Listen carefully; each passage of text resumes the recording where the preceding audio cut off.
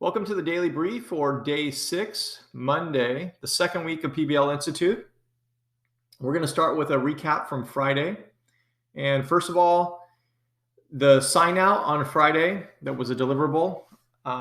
If you don't complete it, it means you don't get paid. So make sure you complete it so that you will be paid. So if you've not done the sign out, make sure you do that. That's the first thing you want to start with today on Monday. Week 1 reflection and feedback. We really appreciate your taking your time, your honesty, and also the constructive ideas that you add into the feedback and reflection form. It really helps us. I mean, especially with the virtual format, we learned a lot about our communication and support through things that you guys said. We also were surprised by a few things when it comes to the positivity around this virtual institute. So that was very helpful as well. We also want to note one other part is the job shadows.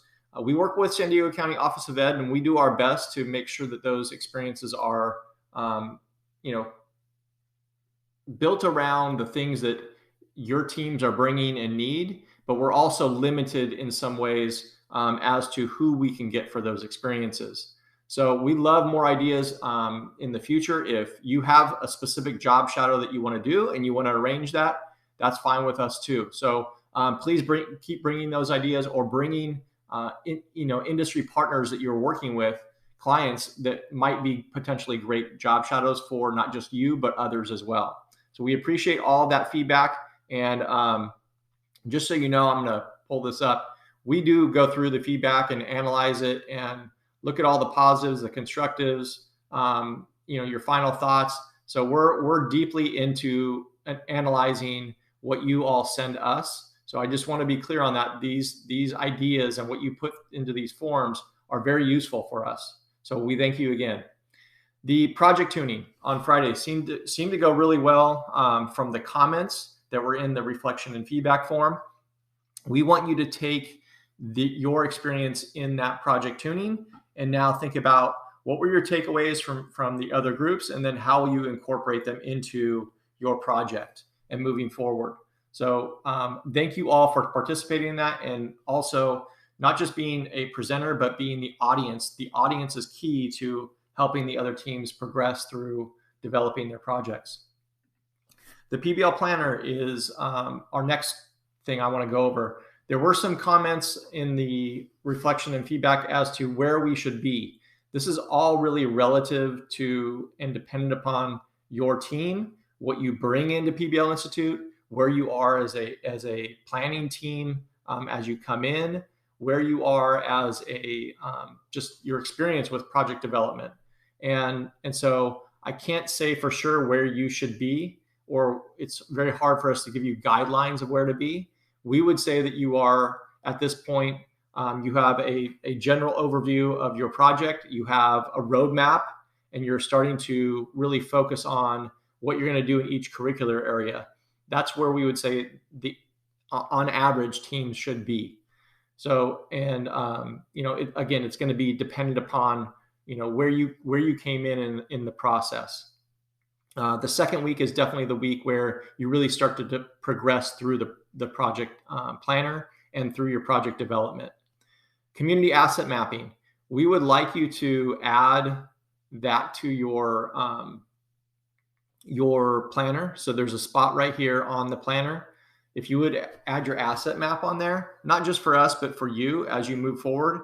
And then also we would like you to, as a team, take a few minutes to revisit that asset map and think about, are there things just in the last week that you've thought about that you could add to that asset map, whether it's within your school community, whether maybe it's a team asset that you've developed or noticed, it could, and then also within your community and beyond. So please add that into your planner and revisit that asset map. So looking ahead, we would say the first thing, at least I would be doing with my team, and that I hope our team would do, is look over the schedule for the week and make sure we understand the bigger picture of the week, and that at the end of the week, we're going to be doing a project exhibition. So discuss your plan with your team and chart that out. You have a team calendar that you should be adding to. When are we meeting? What are we doing? Are we meeting with a client? Are we meeting with a partner? Who's going to what professional learning experiences? Those are all things that I would recommend, and we would recommend that you chart out starting on Monday morning to get your game plan for the week. And then the other item on this is to share meeting times and request support. Of course, we want you to know that that's always available. We would love for all of you just to share, if you have a general meeting time, please share that with us so we know when we can drop in. Some people said they really liked us just being able to drop in and join their conversations. So put those in, or if you have a specific support request. And on Monday morning, we are also scheduling out our times for the week. We're trying to figure out definitely like the support needs, but then when are your general meetings that you're having those times, and when can we drop in? And then that helps Carissa, Lance, and I figure out where we can be throughout the week. And we can be much more supportive because this week there aren't as many things that we need to do, like organizing the job shadows or the professional learning.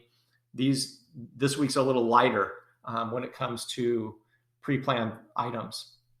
And then that gets us to today. On today, we have an all participant gathering. Lance is going to be leading us through a presentation on designing PBL with clarity. And then there's also later in the day, after lunch, there is a professional learning opportunity with CIDIA again, Alliances for Equity, a cultural responsive approach to student voice. I would highly recommend checking that out. And many of you have projects that are being designed around student identity, but also just culturally responsive practices, thinking about anti-bias, anti-racism, I should say, and really thinking about using CIDIA as a resource. I mean, she is more than willing to come in as a thought partner, and also maybe even present at your school or work with your students or figure out ways to help support your work within your project. So check that one out, but also know that her contact information is in the professional learning schedule. If you want to just reach out to her, she's more than open. She'd love to work with some of the teams here at PBL Institute. And then the final thing for today is making sure that you do the week 2 sign in. You have to sign in at the beginning of the week, and you have to sign out at the end of the week. And that's how we can get you paid. So enjoy the day and get your week planned out.